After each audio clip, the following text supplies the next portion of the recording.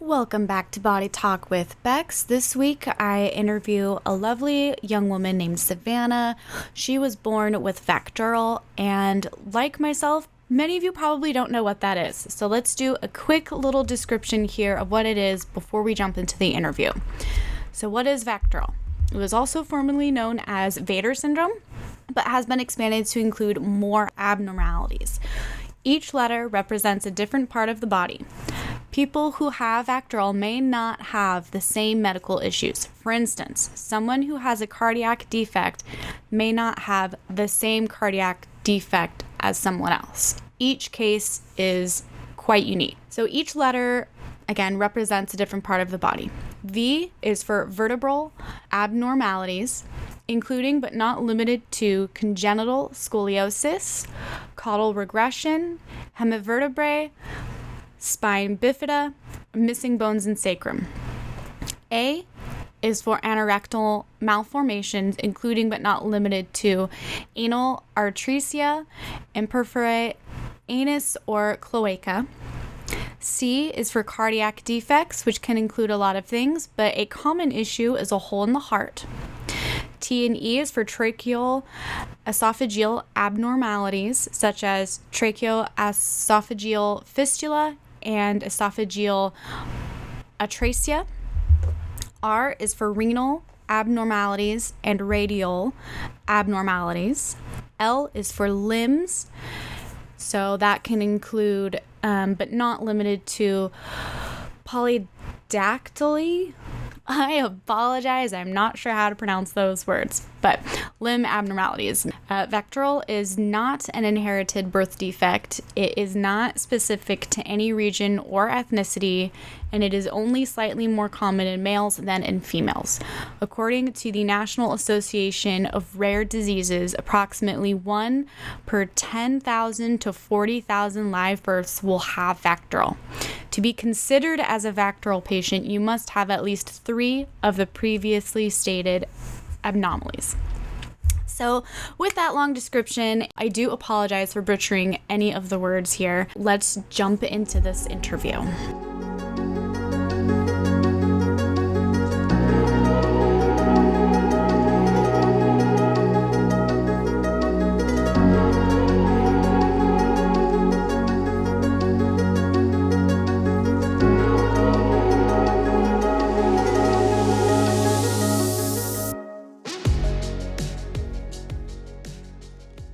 So, yeah, Savannah, you grew up, well, you were born with, is it pronounced VACTERL, or how do you pronounce that? It's pronounced VACTERL. VACTERL. Okay, I'm missing the C, that's why. Okay. And which aspects of it did you deal with specifically? Because there's so many. Yes. So it's an acronym. There are 7 different areas that it can affect. I have 6 of the 7. So you have to have 5 of the 7 in order to be considered a VACTERL syndrome child. And I have 6 of those 7. Wow. Yeah. Okay. And which ones did you have, and what were they exactly? Yeah. So it's VACTERL, and I have all of them except for the L. So the V is vertebral, so I have issues with my spine. The A is anal or abdominal. The C is cardiac, and I have issues with my heart. Then the T is tracheal, E is esophageal, R is renal, and then L is limbs. So I have all my limbs, but as far as the other areas, I have something was either not fully developed or maybe developed incorrectly, or is completely missing altogether in each one of the other categories. Wow. Do you remember any of them, like specifically growing up, like really affecting your daily life? And Yeah. So my back problems. So some of the vertebrae discs in my spine are missing, and therefore my vertebrae are semi-fused together.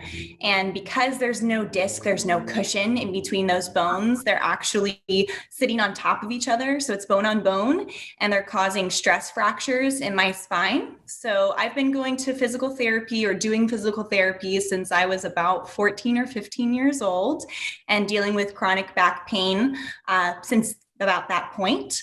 And then before that, I only have one kidney. So I've always had to be very careful about my kidney health as far as a low sodium diet. I take kidney medicine. I've been on that since before I can remember. And then I have issues with my bladder that I've slowly through childhood all the way up into adulthood have to kind of deal with in different ways. It's kind of changed as I've grown and developed a little bit more, which is very interesting. And then my cardiac issues, they're more recent. So I didn't actually know that I had the cardiac problems until I was 23. Yeah, I'm 25. So 23, 2 years ago. And I just had open heart surgery last year on that. So that's a little bit more recent. But each area has affected my life in different ways as I've been growing up and at different points too. So a lot of kids with VACTERL that I've talked to, it's kind of the running joke is, well, right now my kidney's doing this, or right now I'm having this issue with my heart, but the rest is okay for now, you know? So it's kind of like little maintenance on all those areas throughout your life, pretty much. Yeah. Wow. That's so much. Well, is it easiest to work like chronologically for you then of like everything that you've handled and dealt with in order? I think it might be easiest to like do each letter, maybe. Sure, let's do They're that. all kind of mixed up chronologically. Gotcha. Sure, let's go by letter then. That's great. So I guess we'll start with V. Yeah, tell us about everything else with your spine. That sounds like it's is that painful? Yes, it can be. So yeah, I have stress fractures in my spine. I've had a lot of surgeries. So far, I have not had any spinal surgeries though. So the Wow. physical therapy is prolonging that as long as possible, which is awesome. And it's working for right now, but I still deal with chronic back pain. So I take medication if it gets really bad, but for the most part, I try to deal with it with ice, heat, and just resting as well, and then trying not to overdo it. But I'm a very active person in my job and just in life, so I do overdo it sometimes. But yeah, so I have those stress fractures, and then I also have scoliosis. So those are the big issues with my spine. But Gotcha. Wow. You do physical therapy for that. Do you do any like personal training to like strengthen certain parts of your back? yes, yeah. So my physical therapist, he also specialized in spinal physical therapy, and he has his back problems of his own. So he has some like physical training techniques as well. So I go to the gym almost every day, and almost every single day I do something back muscle related because or abdominal related. So your ab muscles too, because they kind of act like cushions for your spine as well. So my core needs to be really strong to help protect those vertebrae that are rubbing each other. Wow. Gotcha. And so besides like major surgery, there's not really anything else that they can really do outside of just the medication and the physical therapy. Yeah, it's just kind of trying to prolong the spinal surgery as long as possible. It's probably not a forever fix because I mean, those stress fractures throughout anyone's life, you know, your spine degenerates over time. That's, you know, a normal human thing. But mine, unfortunately, is just going to be a little bit different in the way that it's degenerating because there's no discs. So I will eventually most likely need to have surgery to fix those vertebrae in place so they stop rubbing. They basically bolted together. Gotcha. Wow. Okay.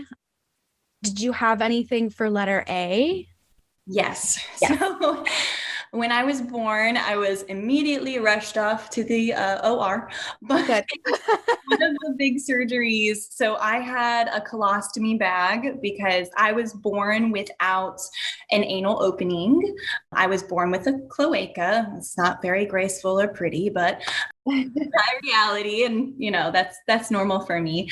So they had to actually, a cloacal opening is where it's just one, right, for everything. Yeah. They had to go and do a pretty extensive reconstruction surgery to split that opening into the three that I would need. For life. So I did have a colostomy bag for a while, and then I had a colostomy reversal after my big pull-through surgery, which is basically kind of what it sounds like. They take your large intestines and your colon, and they literally pull it through and create an anal opening so that you can use the restroom like a normal kid. Awesome. Yeah. So you're totally functional in that department. I'm good now. Yeah. Oh, that's awesome. That's so cool. It's incredible that technology has gotten that far. Yes, it is. It's amazing. If I had been born, I don't know, 10 years earlier, who knows? Yeah. So that's so cool. Mm-hmm. How old were you when you had that big surgery? I was 1. So I went through some surgeries to kind of get me by for the first year. And I had that colostomy bag as well. But then I went to New York, actually, to a guy who was specialized in that surgery specifically. So my parents tried to get the best person possible. And I went to New York and had that surgery done when I was 1 year old. So amazing. Wow. Lucky your parents did the research to find him too. Yes. Yeah, we had an awesome pediatrician I was born in Cleveland, Ohio at Rainbow Babies and Children. So we had an awesome pediatrician there who did research as well into who would be the best person to help out. Awesome. Do you know if your parents knew if you were going to have medical issues when you were born? Yeah, so at that time, they couldn't diagnose VACTERL on a sonogram. So they could tell something was different about baby girl Hottel, but they couldn't tell exactly to what extent it was or what it was until I was born. And when I was born, they realized what was going on, and they started fixing the best way that they could. Yeah. That's also lucky. I mean, that they knew something wasn't quite normal, and they were ready to look into it. They were ready to make a plan and fix it. Okay, so are we on to T? C, I think. C. Right. Yes. So cardiac, which is actually my most recent situation or challenge. So about 2 or 3 years ago, goodness, COVID. I think it's been 3 years at this point. My goodness.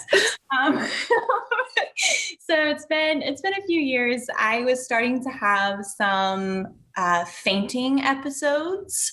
Ooh. Just randomly would get super dizzy and pass out with no real rhyme or reason.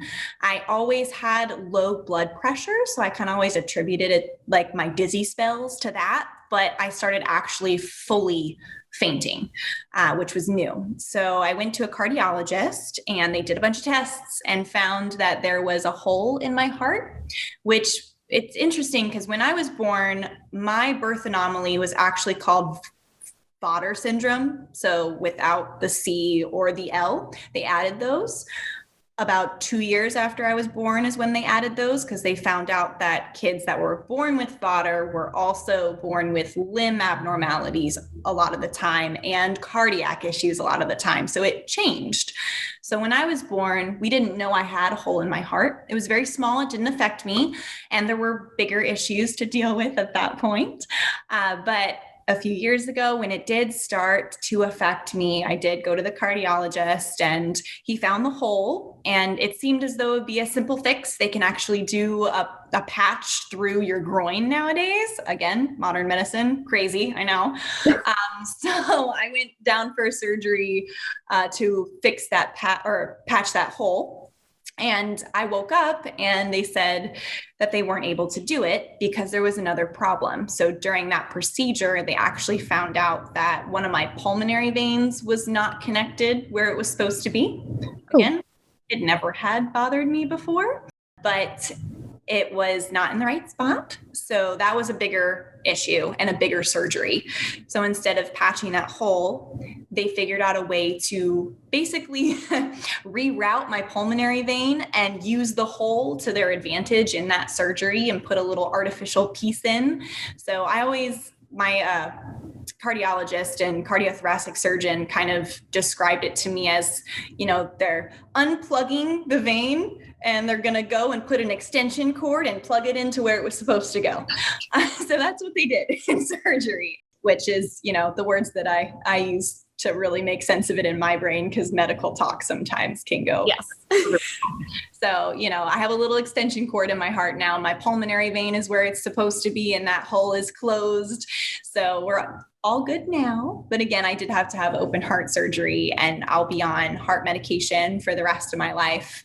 But other than that, I had my 1-year appointment a few weeks ago, and I was, good. All the pressures in my heart were good. My atrium wasn't dilated anymore because, there wasn't unnecessary pressure going to a different spot like it was before. So, Wow. yeah. Wow. Yeah. And no more fainting.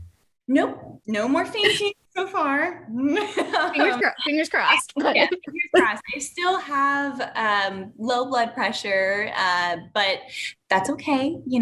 I can live with that. But the damage that the hole and the pulmonary vein being where it wasn't supposed to be was causing my heart, especially long term in my 30s, 40s, and 50s, won't happen now because it's fixed. Awesome. Awesome. Okay. Now we're on to tea. Yes. So tracheal and esophageal, they kind of go together. So I kind of talk about them as one unit. So I had a tracheo-esophageal fistula when I was born. So I had to have that fixed. So basically what that means, your trachea, your windpipe, and then your esophagus, your food pipe, they don't connect. So when I was born, I started turning blue because I couldn't breathe. My trachea was not connected to anything. It was just leading to a blind pouch. I had no way to get oxygen into my body. So they took me off to surgery, and they actually stretched my trachea, my esophagus, connected them to where they were supposed to be. And they stretched them. So then they had to go in throughout my life. Actually, I had a series of dilations, esophageal dilations, and tracheal dilations to stretch them widthwise, because they stretch them lengthwise so that they could fit where they were supposed to go. And so they got skinny, and then they stretched them widthwise so that I could actually breathe normally and swallow food and it wouldn't get stuck. So, yeah. Wow. Wow. Is there any kind of upkeep on that at all? Yeah, so I actually had an esophageal dilation. I went through when I was born to age like 5 or 6. They were pretty regular. And then from then until age, I think 20, I had none. And then sophomore year of college, I actually had to have another esophageal dilation because scar tissue started to build up and it just started to get really tight in there. And I was having issues swallowing and keeping food down. So that, I might have to have dilations throughout my life, but if they're every 10 years, that's easy peasy, Yeah. I take a long nap, I wake up and it's over. Can you feel like the scar tissue at all? I could. So when I was swallowing, before my esophageal dilation, it felt kind of tight in there, almost like I ate something that I might have had a little irritation to and my throat started swelling. But, that's the best way I can describe it. But not a ton. It was just because I did notice it was harder to swallow, and I was actually having some issues keeping food down because my esophagus was, skinnier. So my body was tricking, or I guess my mind was tricking my body into thinking that I was choking. So my reflex was to get rid of what was blocking my esophagus.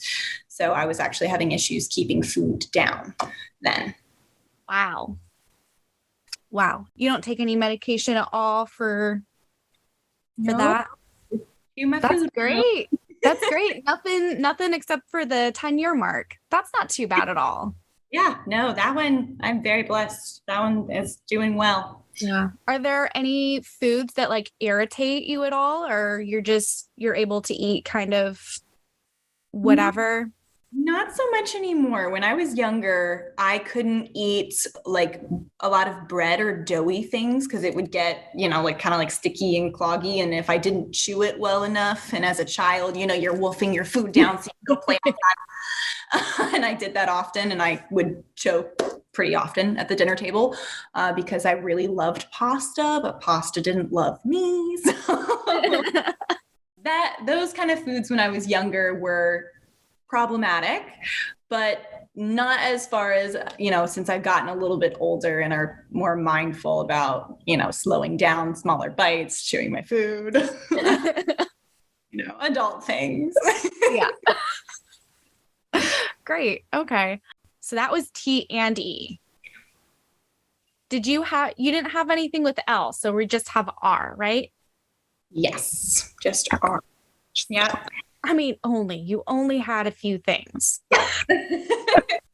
Yeah. So R is renal. So your kidneys and your bladder, right? So I only have one kidney. I was only born with one kidney. The other one was like a pseudo cyst kidney thingy, tiny little basically ball of tissue that got absorbed into my body as I grew up and never amounted to anything. It literally just disappeared one time because I do go to a nephrologist and get ultrasounds on my kidney every other year now. So just to, make sure she's doing all right down there all by herself. And one year, they would always check both sides and go, oh, there's a little tissue for a little while. And then one year it was gone. And my big brother, as a prank, told me that I must have pooped it out. And I believed him. That's not how your body works. I know this now. It got absorbed into my body. But yeah, that's big brothers for you. But yeah, so I only have one kidney. I have to be careful about, alcohol intake, since that does beat up your kidney a little bit. Mm-hmm. I have to be careful about sodium because that filters through, your kidneys, your filter, right? So anything that could be hard on the kidney, including medications. Like I can't take Advil. I have to take Tylenol because Tylenol goes through your liver, acetaminophen or Advil goes through your kidney. So there are certain medications, over the counter as well as in the hospital whenever I have to go to the hospital that I can't have, and certain things with tests and stuff that I can't have contrast. If you have to have contrast when you're in a situation where you're having a CT scan or something with contrast, they have to be very careful because that beats up your kidney, that kind of stuff. I just have to be mindful of. And then I drink a lot of water, or I'm supposed to drink a lot of water.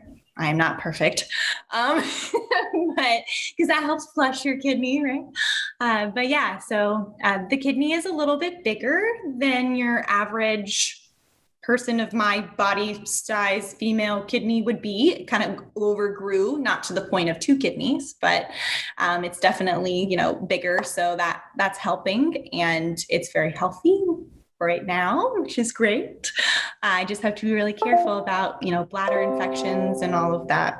Sorry, my computer keeps doing weird things. But anyways, I just have to be careful about, bladder infections because those can lead to kidney infections, and have to monitor that with a nephrologist. So that's one of my 7 specialists.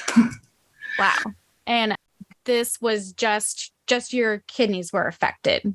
You didn't have anything with your bladder? Yes, I did. You did. Okay. I thought so. Yeah, I had a bladder reimplantation. So that was also when I was a baby. And basically they had to go in and reconstruct my bladder. because it didn't develop as it should have. And when I was little, growing up, I had incontinence issues. So I wore, diapers, then pull-ups, and then adult pads almost through, I think, sophomore year of high school. I was still having issues, sophomore, junior year of high school. And then for whatever reason, and we don't know why, my urologist still cannot really explain it to this day. Apparently, it happens every now and then with kids that have issues with their bladder. So it kind of corrected itself. And by that, I mean, when my doctor describes it to me, he describes it like a hose, right? Your pee tube, it's a hose. And it used to be straight, and urine would drip out of it. That was my incontinence issue. So why I had to wear the pads. Periodically, it would drip. But for whatever reason, somehow that hose has gotten kinked. So that dripping has stopped. And so now I actually have to, in order to go to the bathroom, I have to pressure void. So I have to push on my bladder to kind of straighten out that hose, or to go to the restroom. But my everyday life is less impacted because I'm not having to wear pads. I'm not dealing with that incontinence issue. There's a different complication that comes with that, though, is, if I don't go to the restroom enough, that urine has nowhere to go, and I'm more susceptible to bladder infections, UTIs. So I have to just make sure that I'm emptying all the way and very frequently, because, I don't really have the nerve endings down there to tell that I really have to go to the bathroom until my bladder is so full that my tummy hurts, So I just have to be very mindful of, anywhere I go, I have to look like, okay, where's the bathroom? I have to go visit that probably before we leave and go to the next place, or right when we get there, and I just have to go to the restroom. But it's kind of a running joke with my friends and my boyfriend and my family. I just pee a lot, Savannah always has to go pee, and that's okay. It's, better for me, or I'd rather that than have to wear the pads or the pull-ups as an adult. Oh, yeah. Oh, yeah. And I grew up with bladder problems as well. So I'm totally familiar with everything that you were just talking about. We used to joke that I was like an aphid. Uh-huh. I drink the liquid and then it just comes right on out. Like, always had to find a bathroom. Yeah. Oh my gosh, I love that. That's funny. Yeah. So very familiar with that. Yeah. I had the whole pull-ups to light days thing. Yeah. All growing up. Yep. Very familiar with that. That's awesome that it just kind of corrected itself, though. Yeah, I can't explain it. My doctors haven't really explained it. They just, sometimes it happens as you're growing. All I remember is I had a really bad UTI, and it actually went into my kidneys, and I had to have a procedure with a scope go up, and shortly after that, I was having these different issues where I wasn't able to go to the bathroom unless I pushed on my stomach. So that might just be coincidence. I don't know. I'm not a doctor, and my doctors don't know either. So I just take it for what it's worth and work with it. Yeah. I mean, it's the best thing to do. Yeah. Yeah.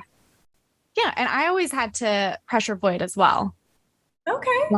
Yeah. There was a while where we were testing out some kind of like steroid injections so that like I could train to not need to pressure void anymore. We did that when I was a kid, and it helped a little bit. Okay. I don't have to do that anymore, but I mean, yeah. Yeah. So very familiar with all of that and the UTIs. I still get those all the time. Yeah.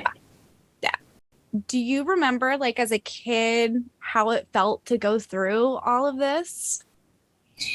Yes, in different ways. I mean, I don't necessarily remember all of the surgeries when I was an infant through, 2, 3 years old, which were when the big ones were, most of the big ones. I mean, I just had open heart, that's big. But other than that, most of my big ones were before I really have strong memories of that. I remember life always including doctor's office visits, checkups, different doctors. And that was my normal. So I didn't know any different, which, I was a happy kid, I just went to the doctor a lot and I was homeschooled. So it wasn't like a big to do as far as, friends asking, wait, why'd you miss school yesterday? Where were you? There weren't a lot of questions in that way to make me realize that wasn't what all the other kids were, or most of the other kids were doing. And I had some amazing pediatricians or pediatric specialists growing up. And I even traveled to go see some that had been following me since I was born in Ohio. And it was like, vacation. Like I get to go up to Ohio and I get to see grandma and grandpa. And I also get to see Dr. Leslie and Dr. Stallion. Like it was always a positive experience going to see the doctors. Now, I also remember, not so positive experiences as far as having to have lots of tests, and I hate needles, needle phobia over here, and just going to the ER. And if it's not a doctor that I knew, I was scared, white coat syndrome is what they call it. And I definitely had that and still, have that on a different level as an adult. I still get anxious. I still have anxiety about being in the hospital, and I still don't like needles.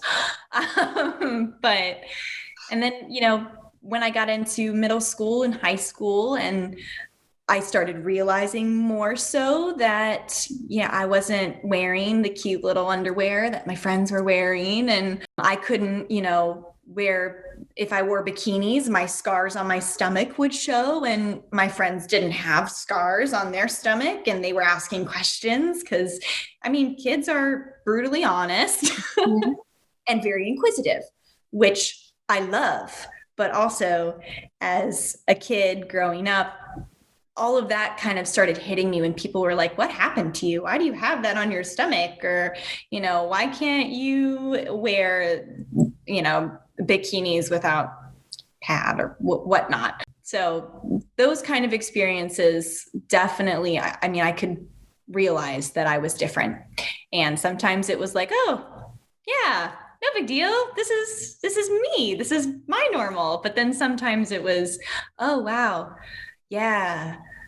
Oh, this is me, so it was kind of a balance, but for the most part, I had a really strong support system at home, and I had some amazing friends that had known me since I was itty bitty and were my rocks, my bodyguards. If anybody was making fun of me, just my support system was really strong, which I was very blessed with. Yeah. Yeah. Great. So you homeschooled. That's cool. Did your siblings, do you have one sibling or two? Or I have 3. Oh my gosh. Okay. Were they homeschooled as well, or was it just you? So myself, my older brother, and one of my older sisters were all homeschooled. My brother and my sister both have, my brother has ADD and my sister has some learning disabilities as well. So my mom, amazing superwoman, decided, she could tailor our education to our learning needs or our schedule needs, like mine having to go to the doctor so much or to the bathroom so much as a kid, So she actually decided to homeschool us all together. But that being said, she wanted to make sure that we got to do all the social things that you would in school. So even though we were home schooled, we were almost never at home. We were taking classes outside the house. Like I was on a soccer team. I did swimming. I did ballet, cheerleading, speech and debate. I traveled for speech and debate. So we did a lot out of the house, but we were technically homeschooled. That's really cool. Gosh, I can't imagine trying to homeschool 3 like teenagers, and that's so much to handle. Yeah, she's amazing. My mom, yeah, props to her. That's awesome that they were able to do that though for you. Yeah. Yeah. So it sounds like you had a lot of hobbies, got to do all the things, which is great. So you didn't really miss out on anything. I don't feel as though I did, other than having a locker, you know? Oh yeah, I never had a locker either. I homeschooled all through high school. In Oh, junior high, yeah, I started homeschooling. nice. Yeah. That's really cool.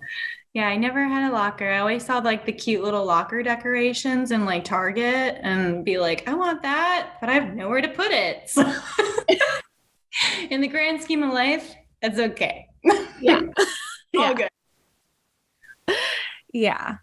Were your parents pretty good about like communicating with you in regards to all of your health problems? Like, were they open to you asking questions and like answering them? Or, yeah. Yeah, were they Yeah. pretty open? Yes. So my dad is a dent or was a dentist. He's retired now, kind of, sort of.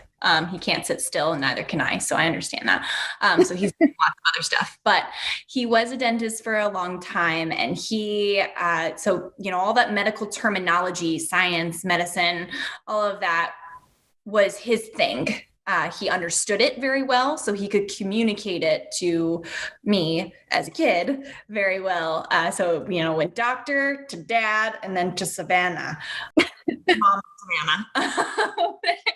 And then my mom, just going through all of that with me, learned a lot.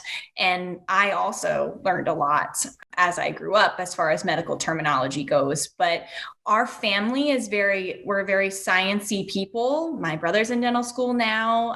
I work with animals in the environmental sciences. My mom was a dental hygienist. So we're very open, talk about whatever. I could ask any questions, and they explained it as best they could. And if they couldn't explain it, they'd have my doctor, my pediatrician, try to explain it in more depth to me. They were always, they never hid anything from me. My mom was definitely more of like so this is what you're dealing with, but let's figure out a way to overcome that. Or, let's get creative so you can go to the sleepover and we can hide your pull-ups underneath all of your clothes and figure out a way to, get those home when you're done. And then my dad was more of, all right, so this is what's wrong with you. This is what could happen if you don't take care of yourself, He was a little bit more logical.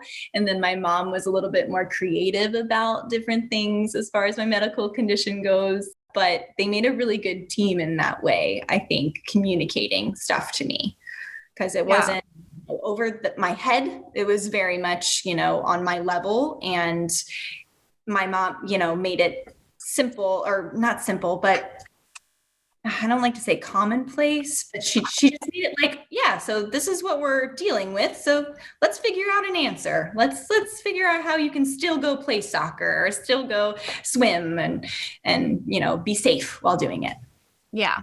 That sounds like a great balance. Yeah. Yeah. Of like having someone be able to break down for you what's happening, and like, and then having someone who's just so great at making sure that you don't miss out on like life and just enjoying. That's great.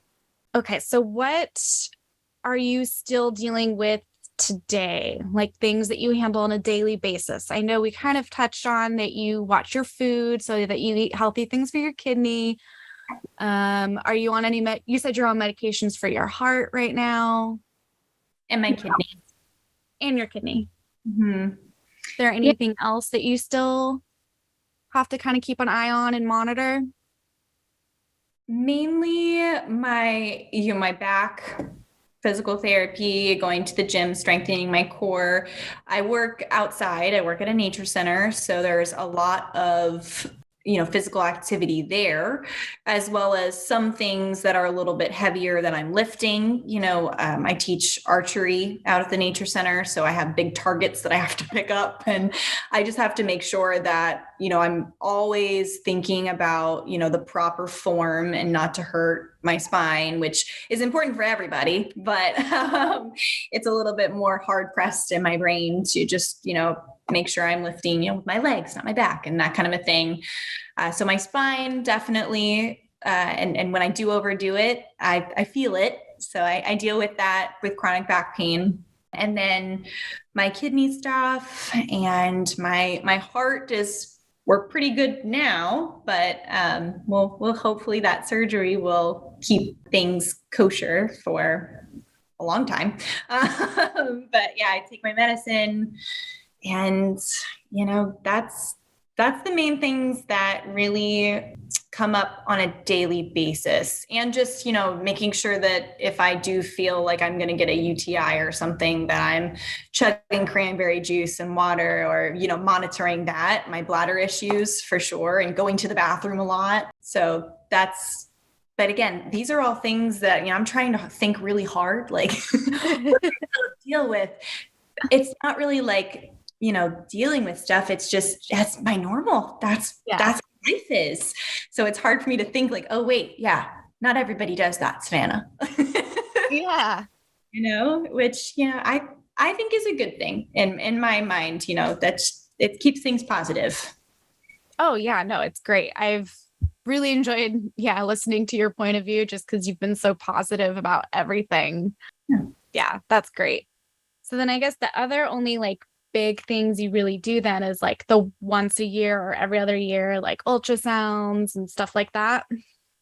Yeah, so I have a nephrologist, a urologist, a cardiologist. I'm about to go in September to see specialists in congenital reconstruction for gynecology, as well as colorectal specialist. So I'm going to go see them in Cincinnati and have an exam, actually a procedure done up there, just to make sure that everything is still good down there from the surgery that they did when I was little. So basically just like pretty much every year to every other year, I'm seeing specialists for different areas of my body for maintenance. It's like, putting oil in your car. You got to make sure you do it. And if you do it every, 5,000 miles, whatever it is, I'm worse with my car than my body. Like, if you do your maintenance on your car, you keep it running better. It's same thing for me right now, until I get a little bit older and might have to have, the spinal surgery, or maybe might have to have a little bit extra maintenance done on the surgery that they did when I was a baby on my abdomen. That's just kind of, wait and see. Yeah. Thing, and just work with the complications or the challenges as they arise. Yeah I just like to ask people about this kind of stuff, because a lot of my friends, like, I'll say, oh yeah, I'm going to see my nephrologist today, and they'll be like, oh, is something wrong? Like, no, this is just my maintenance. We're checking my blood work, we're doing an ultrasound, whatever. And so I like to ask to see what other people are doing for their maintenance, just because it's normal for us. It is part of our regular lives that we think about. And I think in our heads, at least, it's a little bit more ingrained in us to like take care of ourselves and like actually go to the doctor if we feel like something's wrong. Those types of things. Yeah. So I wanted to switch, just because I like to end things on more positive notes than just like, we've got medical stuff going on. So you haven't missed out a whole lot in life. You've had hobbies. You got to pursue a career that you really enjoy. You're in school. Tell us, what are you up to? I know you mentioned you're in wildlife and environmental education. So what got you into it? What exactly are you doing? So aside from medical stuff when I was little, that took up a lot of my life. My other half, I think, that I really focused on when I was little was animals and being outside and hanging out with my big brother. He was definitely like my superhero when I was little. Like I was his little sidekick, and we would go outside. We were homeschooled again. We'd go outside and we would catch snakes and lizards in our backyard and bring them inside and scare my mom and name them, keep them for a day, and then let them go the next day. We absolutely loved going out and exploring outside. And my mom, even though snakes weren't her thing for a long time, she likes them now, but when I was young, she did not. She still encouraged our passions. You know, she would take us to the nature park. Instead of doing science one day at home, reading a book, if we were learning about trees, we'd go to a nature park and climb some trees and then talk about them. So that was a really cool incorporation of not only our school, but also what we really loved. And I kept that, you know, animal passion. My brother still loves animals, but I decided I wanted to make a career out of it in some way. So I did ecology as my undergrad. That was very broad. And it helped me, or it allowed me to take, you know, classes in reptiles, herpetology, and mammalogy, and invertebrate zoology, lots of different animals to figure out what I really wanted to do, as well as like marine science. And at this point, I actually lived in Tennessee for a long time. So I thought I wanted to do marine. After taking some marine courses, a semester abroad in Florida, and thought I wanted to do marine, and came down here to West Palm Beach for an internship and a master's program, or potential master's program. I actually switched from marine to more terrestrial stuff because I figured out, you know, I really like Florida and the environment here, but I kind of like the sandy part of it instead of the wet part. So I'm now working at a nature center and pursuing my master's in environmental and marine science education, but I'm really more focused on the terrestrial side of things. I work with animals. I work with raptors, like an owl or two owls and a hawk. I work with snakes and lizards and turtles, a deer, an opossum, a gopher tortoise, all kinds of animals. And I get to teach everybody. We do school programs for kids, but we also have, you know, adults, families, seniors come in the center, and I get to do programs for all ages and talk to people about what I love.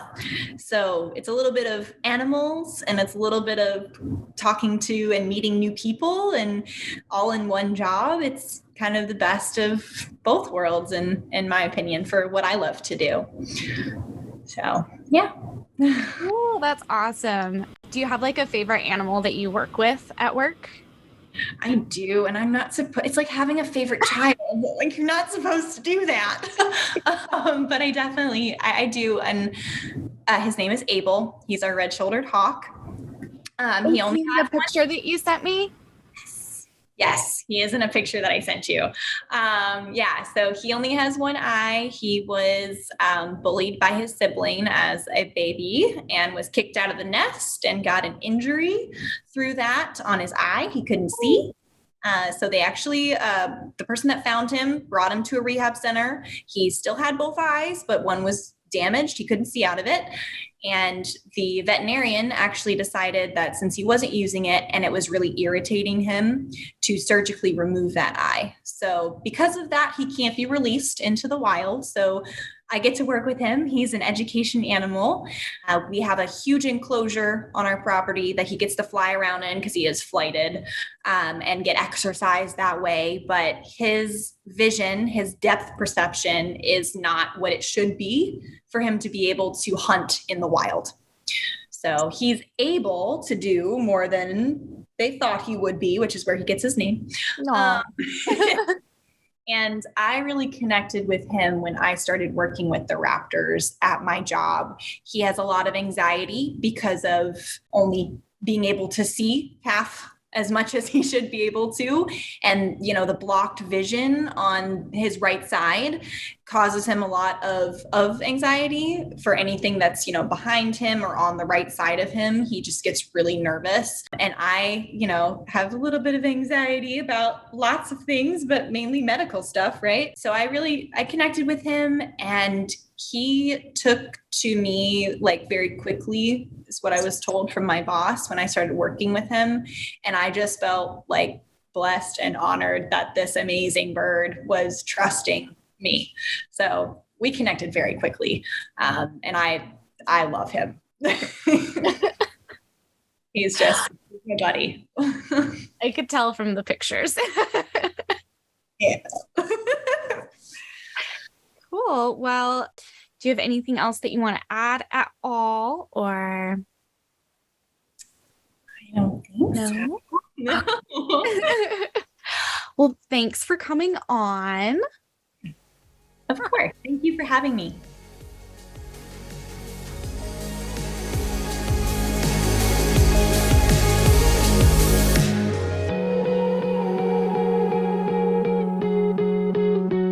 Thanks for listening to this week's episode of Body Talk with Becks. I hope you found it as informative and eye-opening as I did, talking with Savannah about her experience growing up with VACTERL. If you enjoyed this episode, please leave me a review on Apple Podcasts or wherever you listen to podcasts at. Also consider becoming a patron on patreon.com. We just rolled out some new great stickers for patrons. These are also available separately on the website. If you would like to share your story or know someone who does, I can be contacted through my website, www.bodytalkwithbecks.com, or on social media. Thanks for listening.